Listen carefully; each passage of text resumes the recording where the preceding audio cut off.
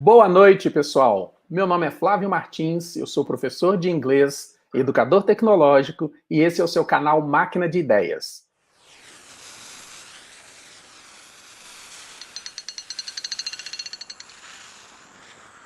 No canal Máquina de Ideias, a gente sempre tenta trazer aqui para vocês pessoas especialistas dos mais diferentes ramos e hoje teremos aqui uma live memorável. Trataremos de um assunto que interessa a grande maioria dos professores e também algumas pessoas que não estão relacionadas à área da educação. Nós temos uma pergunta para ser respondida: como o cérebro aprende? Essa pergunta tem intrigado pessoas ao longo do tempo e para isso, para tentar responder essa pergunta, ou pelo menos para fazer provocações com seus conhecimentos, com as suas especialidades, nós teremos aqui 4 pessoas muito importantes e tenho certeza que vocês vão gostar.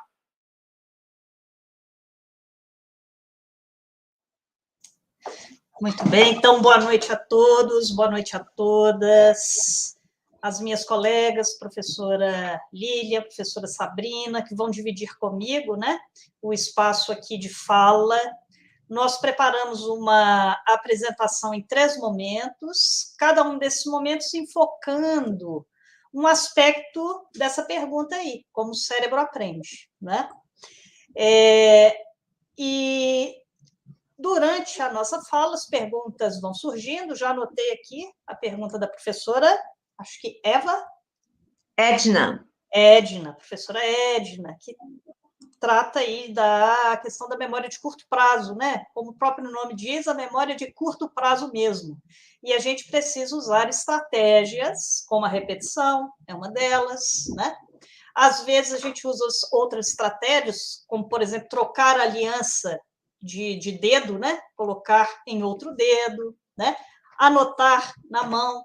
São estratégias que nos permitem sustentar um pouquinho mais essas memórias, né? Geralmente elas não são memórias relevantes, que não justificam guardá-las por longo prazo, mas são memórias que a gente precisa utilizá-las para realizar uma tarefa. Assim que a tarefa é realizada, não temos mais necessidade daquela memória, né? É o que acontece com o número de telefone, em que a gente precisa retê-los por um tempo, até que a gente chegue em casa, né? Anote na agenda de telefones ou na própria agenda do celular, e aí essa memória não é mais necessária, né? Mas vamos, então, para subsidiar aqui a minha fala, eu vou pedir à Mônica que compartilhe com a gente, né, os nossos slides, porque eles ajudam. Então, temos aí a temática central da nossa live, como o cérebro aprende, e a dividimos em 3 momentos. No primeiro momento, vamos falar sobre o cérebro, que é o órgão principal da aprendizagem. No segundo momento, vamos falar sobre a atuação do neuropsicopedagogo em relação às dificuldades e aos transtornos de aprendizagem. E no terceiro momento, sobre o desenvolvimento do pensamento e os processos de aquisição da língua escrita e da construção do número. Vamos, então, iniciar, né, com uma pequena história sobre a evolução do cérebro humano. Ok, Mônica? Muito bem, o cérebro humano, tal como o conhecemos hoje, ele é produto de uma longa evolução. Os neurocientistas, para procurar entender um pouco o que ocorreu nessa evolução, foram estudar os grandes primatas, que são primatas mais próximos de nós na escala evolutiva, como os gorilas, os chimpanzés, os orangotangos, né? E, coletando dados sobre esses animais, eu vou destacar 2 deles aqui, que é o peso corporal, né, e a massa cerebral. O que é que nós temos nesses grandes primatas? Eles têm corpos grandes demais e cérebros muito pequenos. Vamos tomar ali o gorila, né? O gorila, ele pesa em torno de 130, às vezes 150 quilos, né? Então, eles têm um corpanzil. No entanto, seus cérebros são minúsculos, cérebros que pesam em torno de 500 gramas, né? Em cérebros menores, cabem menos neurônios. Então, os gorilas têm aproximadamente 33 bilhões de neurônios. Já o ser humano padrão, com uma estrutura média, pesando, suponhamos, 70 quilos, então um peso bem menor do que o de um gorila, né? Ele tem um cérebro 3 vezes maior, né? Um cérebro que pesa 1,5 kg, aproximadamente, né? E esse cérebro maior vai comportar um número maior de neurônios, quase o triplo, quando comparado com os grandes primatas, 86 bilhões de neurônios, né? E o que nós vemos nos seres humanos é algo que a gente não vê nos grandes primatas. E o que seria? Existe uma relação adequada entre o peso do corporal e a massa cerebral. É adequado no humano, ou seja, o humano tem um tamanho de cérebro adequado ao seu peso. Os grandes primatas é que há uma descompensação, né? Em que os corpos são grandes demais e os cérebros pequenos demais. Então, esse é um primeiro dado. Um segundo dado, nós podemos passar, Mônica? Um segundo dado que os neurocientistas levam em consideração é que dos órgãos do corpo humano, o cérebro é aquele que consome uma quantidade muito grande de calorias ingeridas. 1/4 das calorias que nós ingerimos, ou seja, 25%, né, vão para o cérebro diariamente, né? E os outros 75% têm que ser divididos por todo o restante do nosso corpo. Isso acontece tanto para humanos quanto para grandes primatas. Então, o cérebro é um grande consumidor de calorias, de energia, né? O que acontece com os primatas é que, para manter esse corpo grande que eles têm, e a gente vê isso de forma muito clara no gorila, no próprio orangotango, né? Para manter esses corpanzis, né? Eles precisam gastar mais ou menos 8, 10 horas do seu dia forrageando, ou seja, cortando capim, grama, né? E se alimentando, né? Então, se o cérebro deles acompanhasse proporcionalmente o tamanho do corpo, 24 horas não seriam suficientes para alimentar corpo e cérebro, né? De modo que foi para eles uma vantagem evolutiva manter o corpo grande e o cérebro pequeno, né? Já que eles têm que enfrentar as fortes pressões ambientais, né? Agora, com os seres humanos, aconteceu algo na escala evolutiva que os grandes primatas não tiveram acesso, né? Que foi a capacidade de produzir e manusear o fogo. Isso vai acontecer lá com o nosso ancestral mais próximo, o Homo erectus, né?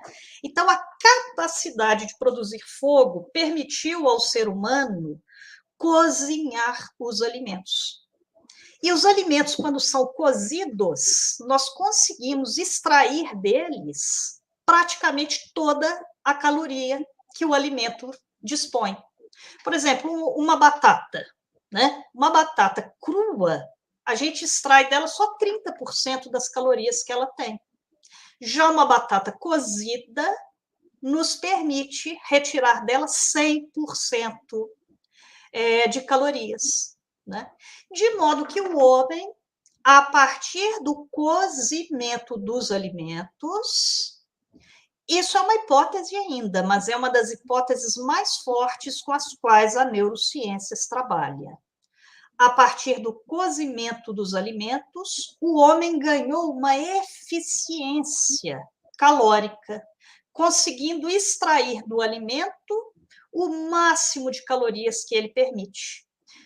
E essa extração de calorias pode ser utilizada pelo ser humano tanto para o crescimento do corpo como para o crescimento do cérebro. Então, ambos foram se desenvolvendo proporcionalmente, corpo e cérebro, né? Os nossos primatas próximos, né, não tiveram a sorte de ter aí um primata cozinheiro que pudesse lhes dotar de um cérebro maior. Pois bem, o cérebro do ser humano, então, é um cérebro maior. Dentro desse cérebro, nós temos 86 bilhões de neurônios. Cada um desses neurônios faz de 1.000 a 10.000 ligações com outros neurônios, de modo que o nosso cérebro tem trilhões de sinapses neurais, né? E essas sinapses, como ilustrado aí, olha, nesse quadrinho amarelo, em que tem aí uma bolinha branca circulando, o que nós temos aí? Redes de comunicação. E são essas redes enormes de comunicação no interior do cérebro humano que permitem ou que permitiram o desenvolvimento das funções mentais superiores, né? Armazenagem de conhecimentos, produção de conhecimentos, aquisição de habilidades diversas, a capacidade de julgamentos valorativos, né? A tomada de decisão e a consecução das respectivas ações motoras ou comportamentos, né? Não só o sentir afetos, mas tomar consciência dos afetos que se sente, né? Isso só o cérebro humano é capaz. E, além disso, o cérebro humano é capaz de colocar a si mesmo, cérebro, como objeto de estudo, né? Acontece que o cérebro humano ele está dentro, ele é uma estrutura tão nobre, porque é a estrutura principal da aprendizagem humana, a natureza o protegeu dentro de uma cavidade óssea, né, a chamada cavidade craniana, o nosso crânio. O cérebro está lá dentro, protegido. E a nossa pergunta é, mas como é que esse cérebro aprende se ele está isolado? Isolado do mundo externo, já que há uma cavidade craniana. E, por estar mais alto, ele está longe das demais estruturas do corpo. Então, o cérebro sozinho, né, ele não é capaz de aprender, né? Ele precisa de ajudantes, né, que propiciem a ele esse processo de aprendizagem. Então, ele pertence a um sistema maior, né, o chamado sistema nervoso. Vamos ver o próximo slide, então. O sistema nervoso, quando nós estudamos a aprendizagem, embora o cérebro, está aí uma setinha amarela, seja um órgão prioritário de estudo, nós devemos compreendê-lo no contexto maior no qual ele se insere, que é o contexto do sistema nervoso, né? Sistema nervoso central, onde estão o encéfalo, dentro do encéfalo, cérebro, cerebelo e tronco encefálico, e também temos a medula. Então, esses são chamados sistema nervoso central. E para que esse sistema nervoso central se comunique com o mundo externo e com o mundo interno, né, ele se apoia no sistema nervoso periférico, né, onde nós temos nervos que saem do crânio, nervos que saem da própria medula e vão chegando nas extremidades do nosso corpo, com as terminações nervosas, e também nas regiões de abertura. Nós temos janelas para o mundo externo, né? Olhos, ouvido, boca, nariz, tato, a própria pele, né? Então, o sistema nervoso periférico está lá para captar as informações, levá-las até o sistema nervoso central, pode ser em nível de medula, pode ser em nível de encéfalo. Essas informações, chegando lá, são processadas, aquelas redes neuronais dialogam entre si, e uma resposta é escolhida. E essa resposta, esse comportamento é transmitido pelo sistema nervoso periférico, né, para que nós nos comportemos.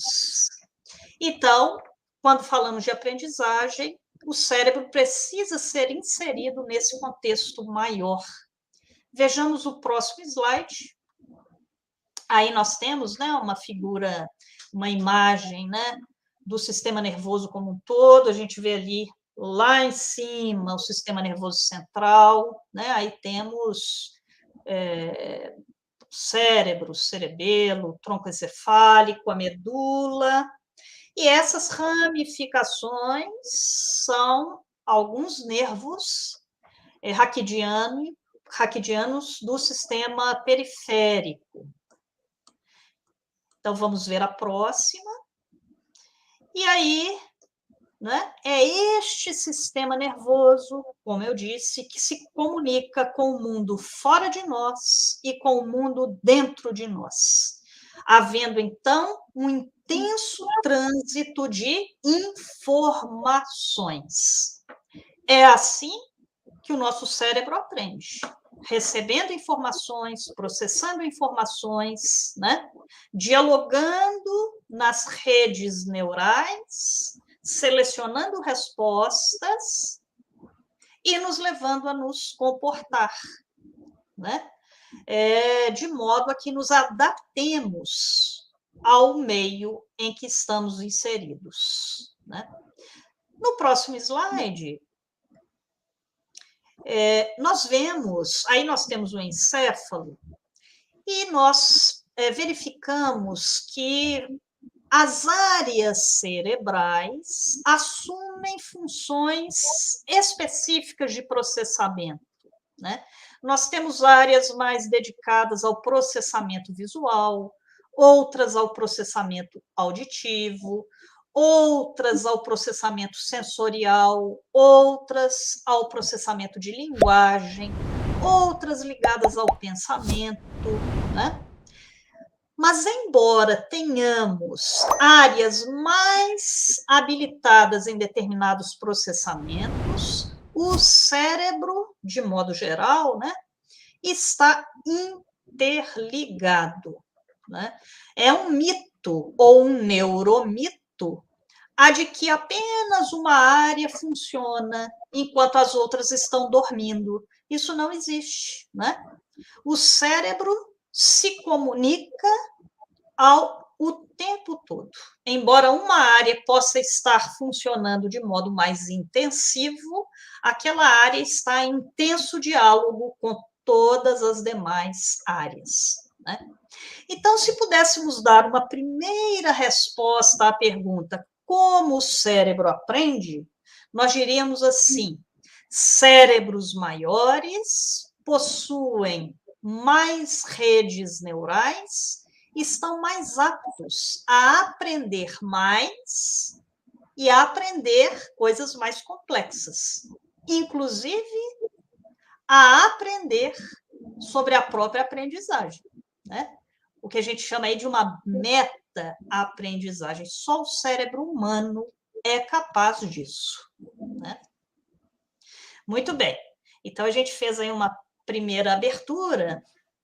As nossas colegas vão prosseguir a partir desse ponto.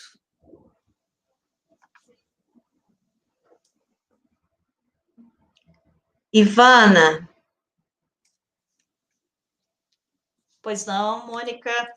Ivana, tem algumas perguntas aqui que a gente já... é a primeira pergunta da professora Edna, você já respondeu, né, na abertura.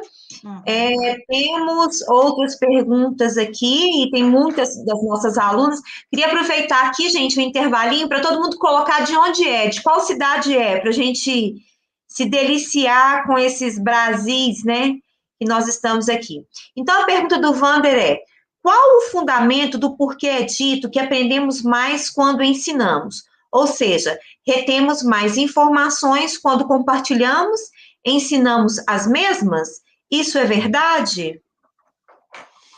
Olha, sim, isso é verdade, né?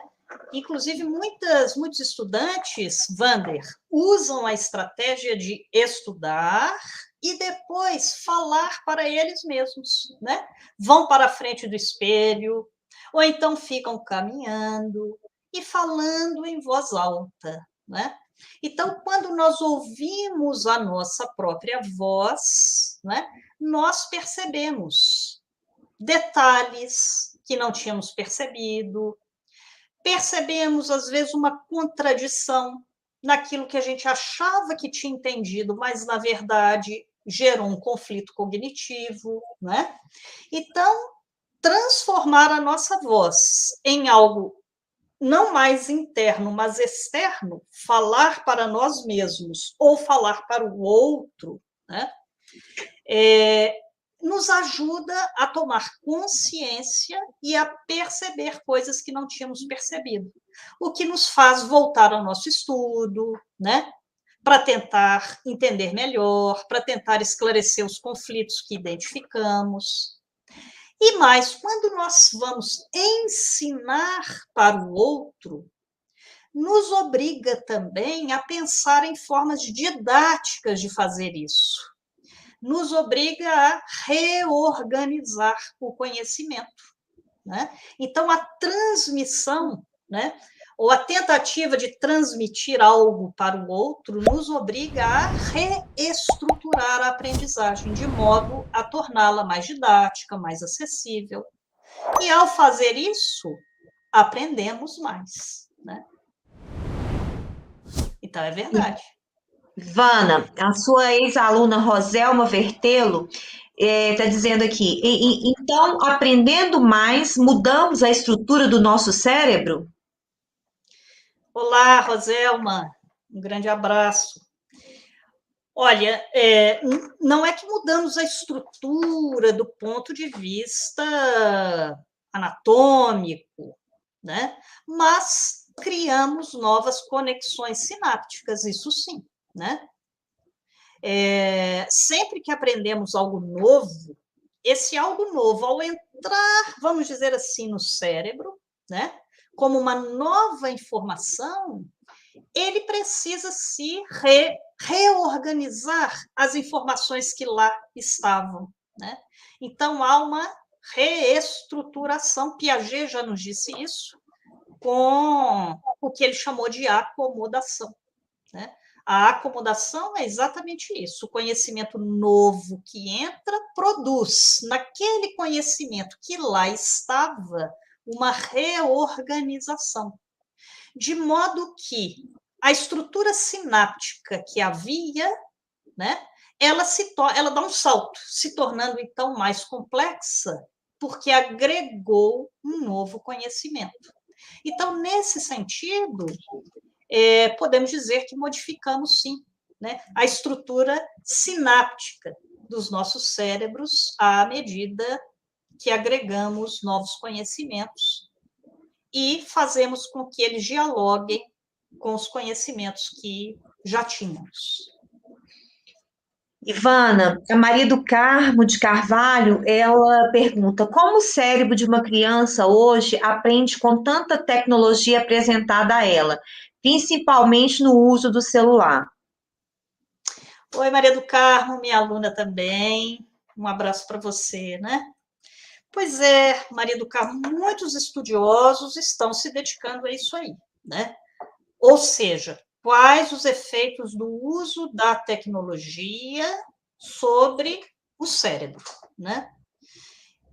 A gente só vai ter mais clareza disso com o tempo, né? Com o tempo. Mas a gente já observa várias coisas. Uma primeira coisa é que nós temos delegado às tecnologias operações cognitivas que o próprio cérebro humano fazia. Não é assim? A gente fazia muita coisa de cabeça, né? Contas de cabeça, né? Memorizávamos muito mais coisas. Hoje não, hoje a gente usa a memória do celular, a gente usa a memória do computador. Então, é um passo da revolução tecnológica muito novo. Ou seja, terceirizamos funções cognitivas para máquinas, né? E aí, o que acontece com o nosso cérebro quando a gente terceiriza, né? Há os otimistas que dizem, melhor ainda, a gente fica com mais espaço para o nosso cérebro para sermos criativos, né? Para sermos inovadores, para pensar coisas mais interessantes, né? E há os que dizem que isso trará prejuízos ruins, né? Para a nossa capacidade cognitiva. Então, esse é um elemento, né? Um segundo elemento que nós já sabemos é que o uso dessas tecnologias, o uso muito intensivo, pode provocar dependência tecnológica. Existem pessoas, né, que precisam ser tratadas, porque se tornam viciadas, sobretudo em jogos, né, em redes sociais, né? E então é também um elemento que leva a comportamentos compulsivos, né? Agora, sim, Mônica. Não, pode concluir, pode concluir. Nós podemos nos perguntar, e há pesquisadores indagando isso, né? Qual o efeito do convívio com o mundo virtual, porque a tecnologia nos coloca em contato com uma realidade virtual, né? Não é uma realidade concreta, né? Ela é virtual. Hoje a gente joga nossa memória nas nuvens, né? Que impactos isso terá a longo prazo em relação ao desenvolvimento do cérebro humano? Essa é uma questão ainda em aberto, né? E Adriana Alberto, Ivana, pergunta se o cérebro consome tanta energia, a subnutrição é um fator importante a ser observado para o aprendizado na infância? Perfeito, com certeza, né? Qualquer subnutrição, não só na infância, mas sobretudo porque é uma época em que o cérebro do bebê, né, os 2 primeiros anos, está se desenvolvendo de modo bastante intensivo. Ali, a subnutrição é extremamente prejudicial, né? Mas para qualquer pessoa, né? A subnutrição prejudica a aprendizagem, né? Ivana, a Ângela pergunta, por que o idoso começa a perder a memória recente e se lembra tão bem de registros antigos? Pois é, esse aí é um estudo aí para o pessoal da área de memória, né? Não são todos os idosos, não, né? Alguns têm essa perda de forma mais intensiva, sobretudo em quadros patológicos, né? Como Alzheimer, entre outros, né? Agora, as memórias antigas, elas estão, eu costumo dizer que a memória é como se fossem várias salas, né? A sala mais profunda é a sala da memória de longo prazo. Então, essas memórias, elas se conservam, né? Como o próprio nome diz, por longo tempo, né? Então, é mais fácil que as memórias que estão nas salas iniciais se percam com mais facilidade e aquelas que estão na salinha do longo prazo permaneçam, né? Agora, nenhuma memória permanece intacta. Todas as memórias sofrem o efeito corrosivo do tempo, inclusive as memórias de longo prazo, né? E nós vamos ressignificando essas memórias. Aquilo que vai se apagando, a gente vai cobrindo, né? Chega um ponto que a gente já não sabe mais se aquilo aconteceu daquele jeito ou não, né? Então, na verdade, mesmo o passado, que nós lembramos às vezes de modo tão intenso, já não é mais o passado tal como ele foi. É um passado reconstruído, né? Ivana, é importante isso que você falou, vou me lembrar aqui porque as pessoas se colocam numa angústia muito grande de uma leitura de uma página de livro, dizendo que se perde, né? Porque aí tem o foco atencional, tem a sua carga emocional ali. E eu me lembro de você lá na faculdade, dizendo assim, eu vou embora que eu vou dar mais uma lida no texto para a aula de amanhã. Aí eu te perguntei, quantas vezes você já leu esse texto? Você falou assim, mais ou menos umas 29 vezes. E é sempre um texto novo, viu? É um texto novo, porque a gente vai percebendo no texto os detalhes, interfaces, que a cada leitura ele vai trazendo novidades para cada um de nós, né? A Rebeca diz assim, pergunta, o idoso foi jovem e consolidou as memórias já. O idoso tem o cérebro mais desgastado e não retém mais tanto a memória, pode ser isso? Olha, especificamente a gente não deu aqui Estão surgindo muitas perguntas sobre a memória, interessante, né? Mas nós sabemos hoje que tem uma estrutura no cérebro, o hipocampo, que ele é uma estrutura essencial, né, para a retenção de memórias, né? Por exemplo, no Alzheimer, já sabemos que há comprometimento do hipocampo, né? Então, uma determinada estrutura anatômica, o hipocampo, né? Quando ele é atacado por alguma doença, como é no mal de Alzheimer, ele perde parte da sua capacidade de empurrar uma memória para o longo prazo, né? E muitos idosos são acometidos aí dessa perda. Outra coisa importante para a retenção de memórias é o sono adequado, né? O sono adequado é fundamental, isso a ciência já tem clareza, inclusive para o funcionamento do hipocampo, e nós sabemos que os idosos passam a dormir menos, né? Diminui a quantidade de horas de sono, muitas vezes acordam várias vezes à noite, né? Por vários motivos. Então, esse é um outro fator que também impacta a conservação da memória, né? Há outros, mas aí a gente tem que olhar caso a caso, a qualidade de vida, né? Entre outros. Ivan.